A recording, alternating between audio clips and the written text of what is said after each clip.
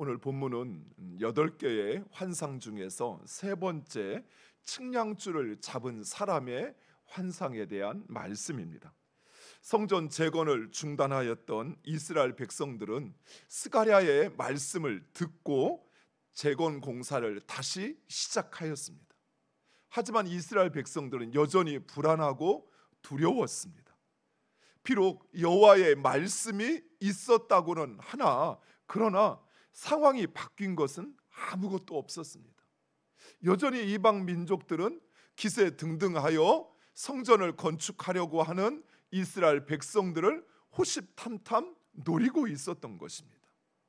그래서 하나님은 환상을 통해서 하나님의 뜻과 계획을 분명하게 밝히십니다. 이 세 번째 환상은 여호와 하나님께서 친히 그의 백성 이스라엘과 함께 하시고, 또한 이스라엘을 노략했던 그 나라들을 노략하심으로써 예루살렘을 다시 일으키시겠다는 하나님의 뜻과 계획입니다. 먼저 측량을 한다라는 것은 건물을 세우기 위한 사전 작업입니다. 이처럼 예루살렘을 측량한다는 것은 하나님께서 친히 예루살렘을 회복시키시겠다는 것입니다. 그렇습니다. 예루살렘의 회복, 성전의 재건은 단순히 몇몇 사람들만의 그 열망에 의해서 시작된 것이 아니라는 것입니다. 이스라엘 백성이 예루살렘으로 돌아오고 성전을 재건하게 된 것은 하나님께서 시작하신 일이요, 또한 하나님께서 친히 그 일을 이루시겠다는 것입니다.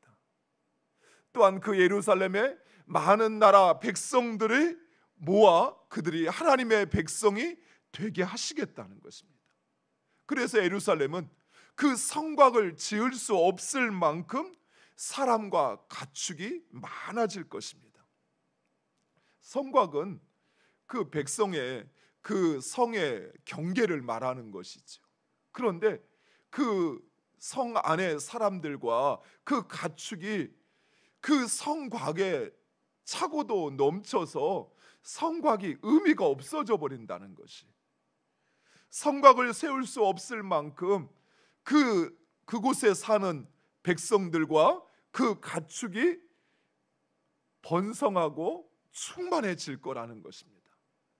그리고 하나님께서 친히 불로 그 성곽이 되어주시겠다라고 말씀합니다.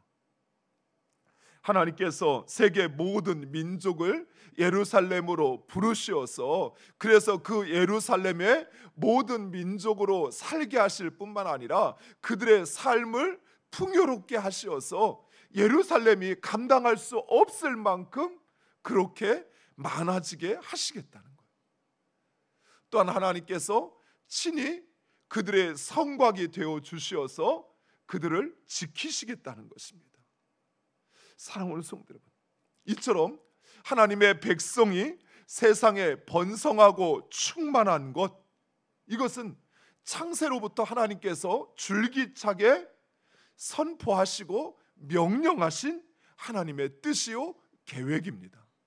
사랑하는 성도 여러분, 주의 복음을 전하여 하나님의 백성들을 주께로 인도하시기 바랍니다. 주의 전을 채우시기 바랍니다. 이것이 하나님의 뜻입니다. 주의 전이 비어져 가는 것, 그것은 결코 하나님이 원하시는 것이 아니에요. 오히려 예수 그리스도가 우리의 구원자임을, 그의 아버지 하나님이 우리의 삶의 주인이심을 세상 모든 사람으로 알게 하여 그들을 주님의 전으로 부르라는 것입니다. 그러나 예루살렘으로 귀환한 이스라엘 백성들은 여전히 두려웠습니다.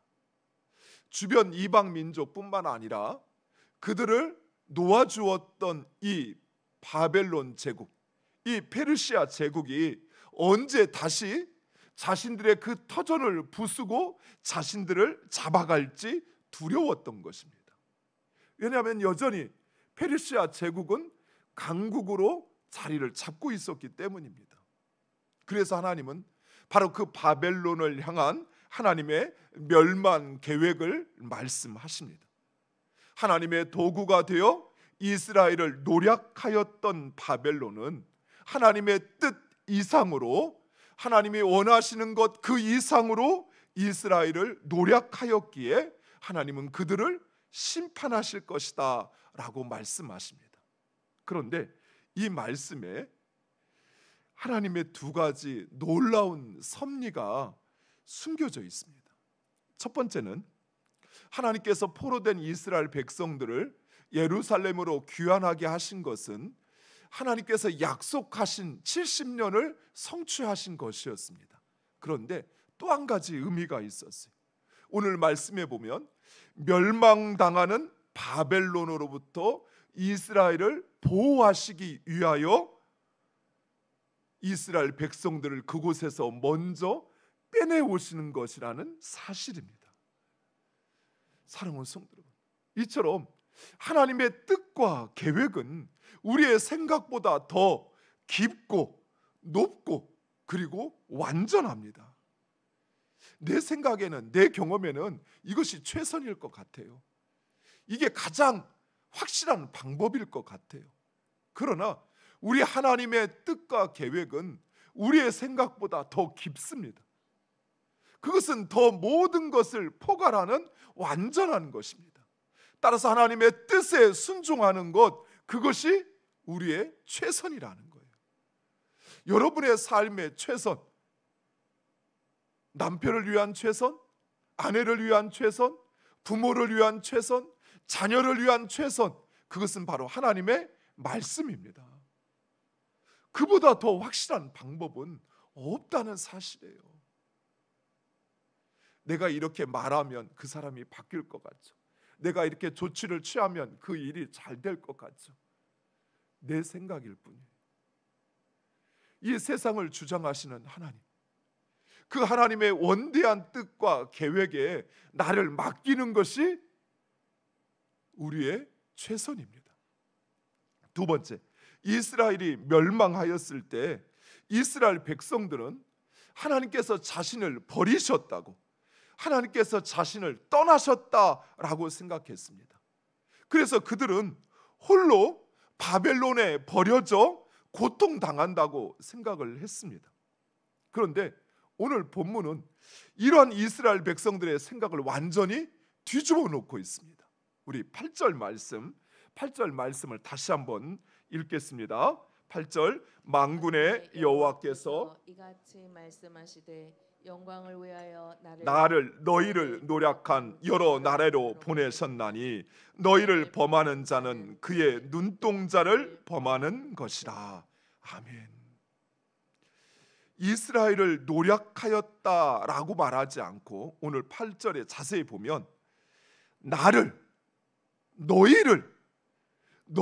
노략한 것은 곧 나를 노략한 것이라는 거예요.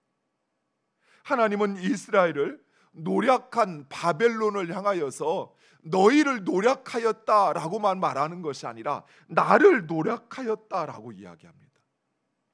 그리고 너희를 범하는 자는 여호와의 눈동자를 범하는 것이다 라고 이야기합니다. 즉 하나님은 그들의 죄로 인하여 멸망당하는 이스라엘을 떠나지 않으셨던 것이에요. 내가 너희를 떠나겠다라고 말씀하셨지만 떠나지 않으셨어요. 그들과 함께 하셨어요. 그들이 바벨론에 끌려간 것이 마치 자신이 노략당하여 끌려간 것으로 말씀하시고 그들이 그곳에서 고통당할 때 하나님은 그들과 함께 하셨다는 사실 뿐만 아니라 그들을 눈동자같이 여기신다는 것입니다. 예전에 어르신들이 손주들을 보면서 이런 이야기 하시죠. 눈에 넣어도 아프지 않다고. 무슨 소리요? 눈에 그 크기도 잴 수 없는 눈썹, 그 조그마한 거 하나 들어가도 눈 그렇게 아프잖아요. 제대로 뜰 수도 없잖아요. 그런데 이만한 덩치의 손자를 그 눈에 넣으면 얼마나 아프겠어요. 그만큼 그를 내 생명보다 더 소중히 여긴다라는 것을, 내가 고통당하는 것보다 그것이 너무 귀하고 너무 나에겐 소중한 존재라는 것입니다. 하나님께서 우리를 그렇게 생각하신다는 거예요. 우리 한 사람 한 사람을 하나님은 자신의 눈동자같이 여기셔요. 그래서 우리가 아파하고 우리가 힘들어하는 것을 자신의 눈동자를 아프게 하는 것으로 여기신다는 거예요.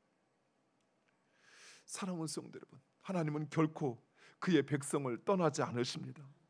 심지어 우리가 죄를 지어서 그래서 심판을 받을지라도 하나님은 여전히 우리와 함께 하십니다. 그리고 우리를 반드시 회복시키십니다. 그리고 하나님은 우리의 영광이 되시겠다라고 말씀하십니다.